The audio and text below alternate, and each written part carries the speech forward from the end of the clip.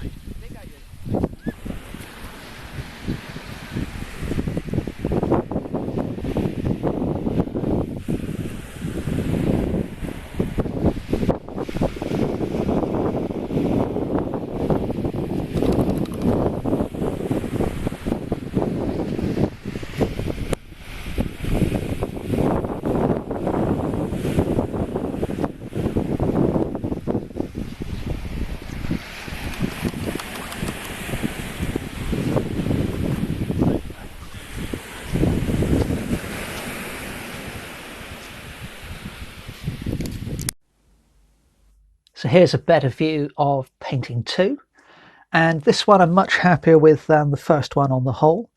I think the bits which work well are the sky, the general treatment of the initial washes, the simplified treatment of the buildings. I personally quite like these little vertical strokes, just a hint at the beach huts, and I'm happy with the figures as well. The cast shadows I put on top of the initial wash, I'm kind of thinking maybe I shouldn't have done that. And I've just started a hint at the white walkway and the stairs and things, but I think I may be able to save it if I enhance the white of the walkways and add some more shadows in here, a little bit more detail.